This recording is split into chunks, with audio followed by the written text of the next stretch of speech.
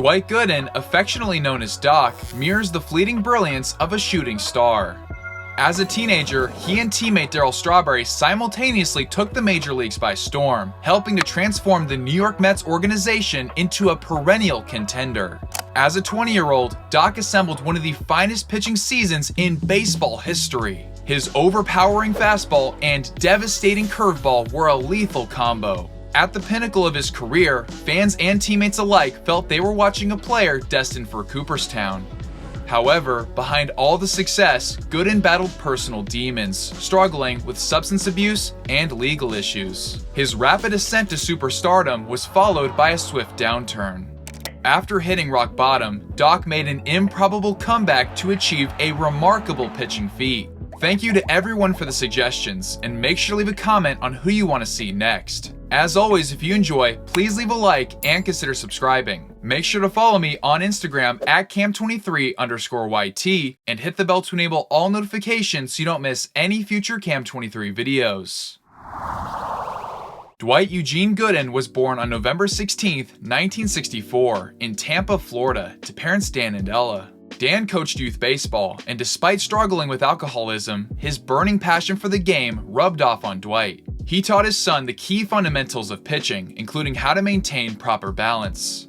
By 9 years old, Dwight was a sensation on the mound, guiding his team to the Little League World Series. Unfortunately, he was too young to participate in the tournament. His dad's friend, a doctor, is the one who originated the nickname Doc. Anytime Gooden got 2 strikes on a batter, he shouted, "Come on, Doc, you have another patient, Doc," and the moniker stuck. During his time at Hillsborough High School, Dwight's abilities caught the eyes of Major League scouts. The New York Mets selected him 5th overall in the 1982 MLB draft. During his second year of pro ball, single-A pitching coach John Cumberland instructed Gooden on the importance of establishing the inside corner of the plate. Ultimately, this helped him get back on track with his pitching. In 1983, Doc finished with 300 strikeouts in 191 innings, good for a 14.1 strikeouts per 9. His 300 Ks in a single season is a Carolina League record that still stands today. He earned a promotion to AAA in time for the minor league playoffs. Gooden made a significant impact during the postseason, contributing to the Tidewater Tide's run to win the AAA World Series. Off the field, Dwight dealt with a drinking problem that preceded eventual issues with his health and performance. When Doc made the opening day roster, he and Darryl Strawberry formed a dynamic duo that gave the Mets hope for a franchise turnaround. On April 7, 1984, Gooden made his MLB debut against the Astros in Houston. Doc's nerves were so intense that he arrived at the Astrodome unusually early, necessitating him to climb a fence to enter the ballpark. With his parents in attendance, Gooden fired 5 innings, allowed 1 run, struck out 5 batters, and earned the win. In the first half of the season, he tallied a 2.84 ERA and 133 strikeouts, receiving an All-Star nod. He became the youngest All-Star in MLB history. During the Midsummer Classic, Doc delivered 2 scoreless frames, including the 5th inning where he struck out the side. On September 7th, he threw a complete game shutout against the Cubs. He struck out 11, walked 4, and allowed just 1 hit, a squib single to third base. On September 12th, he passed Herb Score's single-season rookie strikeout record by notching his 246th K. Gooden tossed a complete game shutout and struck out 16 Pirates hitters. On September 17th, he fanned 16 more, tying a then Major League record with a total of 32 Ks in 2 consecutive games. Gooden established a new MLB record with 43 Ks in 3 consecutive starts. His prolific strikeout rate sparked the nickname Dr. K, referring to the scoreboard symbol for a strikeout. In September, Doc compiled 62 Ks in 42 innings of work, a 1.29 ERA, and 3 complete games, with 2 being shutouts, merited Pitcher of the Month honors. For the year, he compiled a 17-9 record, a 2.60 ERA, 218 innings, and 276 strikeouts, equating to an 11.4 strikeouts per 9. At the time, Gooden's 11.4 strikeouts per 9 was a single-season record for starting pitchers. He led the league in Ks, FIP, WHIP, hits per 9, home runs per 9, Ks per 9, and pitching WAR. In front of the home fans, he posted a 12-2 record and a 1.90 ERA in 16 starts at Shea Stadium. Doc was named the National League Rookie of the Year, received MVP votes, and finished runner-up to Rick Sutcliffe in NL Cy Young voting. In 1985, Doc took his game to the next level. Gooden made his second straight All-Star team after logging a 13-3 record and a 1.68 ERA in the first half. From May 30th to October 2nd, he was 18-1 with a 1.39 ERA. Doc allowed 3 runs or less in all but one start. He struck out 193 batters and the Mets won 21 of his 25 starts.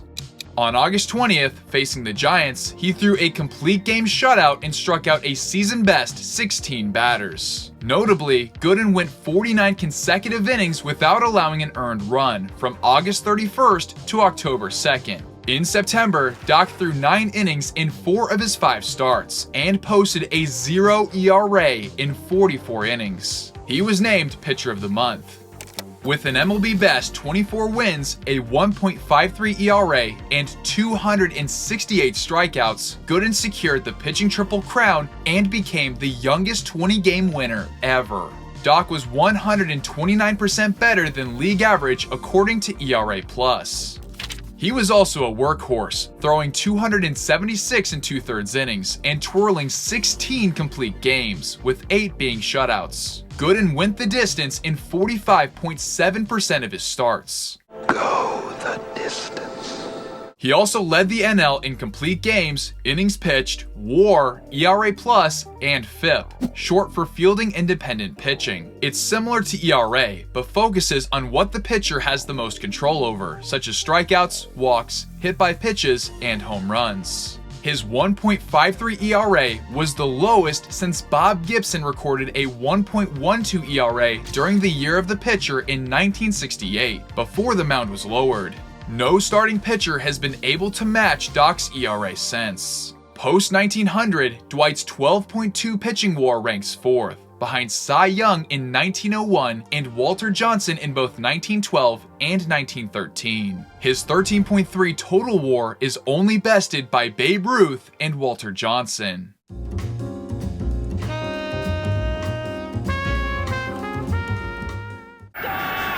Doc was unanimously selected as the National League Cy Young winner. At just 20 years old, he became the youngest to receive this award. Winning the MVP should have been in the cards for Gooden, but instead he placed 4th in voting, behind Pedro Guerrero, Dave Parker, and Willie McGee. April of 1986 felt like a continuation of Doc's masterful 85 season, as he registered a 1.26 ERA in 43 innings across 5 starts. He racked up 4 wins and was named Pitcher of the Month. He was the starting pitcher for the National League during the All-Star Game, marking his 3rd consecutive appearance. Gooden's star power carried him to a successful season, but not without its ups and downs. On September 17th, Gooden twirled a complete game against the Cubs, as the Mets secured their first NL East division title in 13 years. In this game, Doc allowed just 2 runs and struck out 8.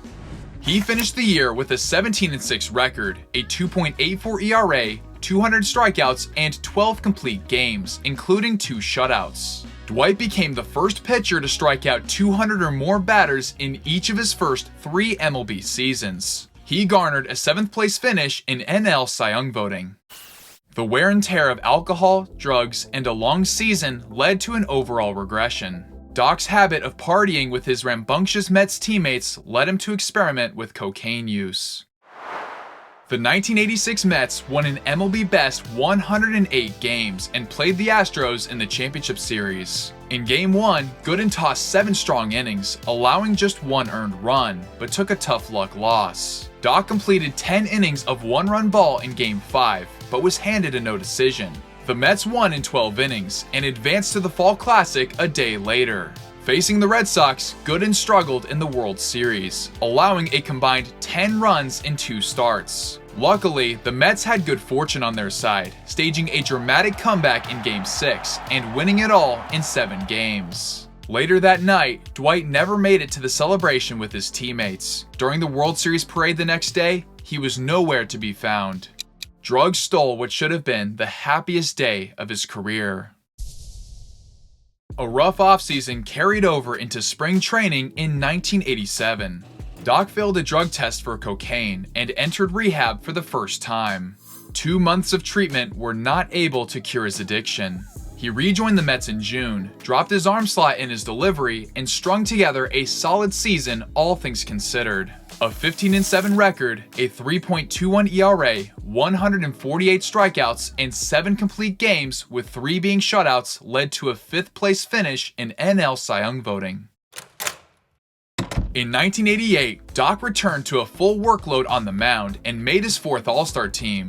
On July 22nd, he recorded his 1,000th career strikeout. Gooden finished the year with an 18-9 record, a 3.19 ERA, 248 1/3 innings, 175 strikeouts, and 10 complete games, including 3 shutouts. His 2.54 FIP ranked 2nd in the National League. The Mets won 100 games, claimed the NL East Division crown, and faced the Dodgers in the NLCS. Doc appeared in games 1, 4, and 7. In 18 1/3 innings, he struck out 20 batters and recorded a 2.95 ERA. In a back-and-forth series, New York fell in 7 games. On June 19, 1989, Doc notched his 100th career victory. He became the 3rd youngest pitcher to reach this milestone, only behind Noodles Hahn and Bob Feller. In '89, Doc missed 2 months with a shoulder injury and made just 17 starts. However, when he was on the field, he registered a 2.89 ERA. He bounced back in 1990 by making 34 starts and accumulating 232 2/3 innings. September was his finest month, as he captured Pitcher of the Month honors for the 4th time of his career. In 6 starts, he recorded a 1.93 ERA with 44 strikeouts. For the year, Gooden's 2.44 FIP and .4 home runs per 9 both led the National League. Additionally, he tied for 3rd in all of MLB with 223 strikeouts. Doc placed 4th in NL Cy Young voting and garnered MVP votes. After the 1990 season, Darryl Strawberry departed for LA, marking a dramatic shift within the Mets organization. From 1984 to 1990, New York finished either 1st or 2nd in the NL East Division. They finished no better than 5th in each of the next 3 seasons. In September of 1991, Dwight underwent surgery to repair a partial tear of the rotator cuff on the heels of an underwhelming season. Recovering from an injury of this nature wore down his arm, and upon returning, his fastball velocity declined further. On May 12, 1992, Doc faced his nephew Gary Sheffield. In 3 matchups, Uncle Doc allowed a single and induced 2 groundouts. In the batter's box, Gooden was at his best. With 19 hits, a .264 average, 1 homer, and 9 RBIs in 72 at-bats, he won a Silver Slugger award. From 1991 to 1993, his effectiveness wavered on the mound. Dwight averaged a 3.57 ERA and a 104 ERA+, indicating he was right around league average production. 1994 was a tumultuous year for Doc. A rough performance in April was capped by a broken toe that sidelined him for all of May. He made just 4 June starts before being hit with a 2-month suspension after his cocaine relapse surfaced. He went through rehab again, but did not implement lasting changes. Gooden failed another drug test, and it cost him the entire 1995 season. Doc hit a new low during the lost year. Depression led to increased substance abuse, and he nearly committed suicide. Ron Doc, an addiction specialist, served as Dwight's counselor and played a pivotal role in reshaping his life. Gooden built up his confidence and self-esteem. Straightening up motivated him to start attending church meetings. In October of 1995, he signed a 1-year deal with the Yankees, reuniting Doc and Darryl as teammates once more. In May of 1996, Gooden received news that his father needed emergency open heart surgery. On the 14th, Dwight felt that his dad would want him to pitch and was insistent that he start this game. Facing the Seattle Mariners, he was somehow able to focus and take control of the game. On an unforgettable night, he left 2 runners stranded on 2nd and 3rd in the 9th inning to seal a no-hitter. He threw a whopping 134 pitches, walked 6 batters, and struck out 5. The next day, he flew home to Tampa, where his dad was recovering from surgery. While unable to attend in person, Dan Gooden was able to watch his son pitch for the final time on television in the hospital. He later passed away in January of the following year. On September 27, 1996, Gooden reached 2,000 career strikeouts. Currently, 87 pitchers have accomplished this feat. Doc was left off the postseason roster due to arm fatigue, and New York went on to win it all in '96. In 1997, Dwight appeared in the playoffs during his 2nd season with the Yankees. While his regular season numbers were not outstanding, he did well in Game 4 of the ALDS against the Cleveland Indians. He pitched 5 2/3 innings, allowed just 1 run, and struck out 5. Gooden received a no decision, and the next day, New York fell in 5 games.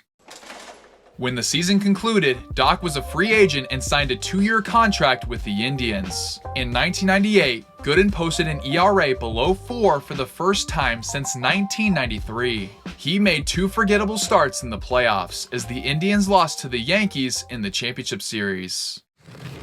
In 2000, Dwight played for the Astros, Devil Rays, and Yankees. His time with New York was most notable, a 3.36 ERA and a 1.44 ERA plus in 64 1/3 innings. During the Yankees' World Series championship run, Gooden made just 2 appearances, with neither occurring in the Fall Classic. The Yankees had planned to release him, and in March of 2001, Dwight announced his retirement from baseball.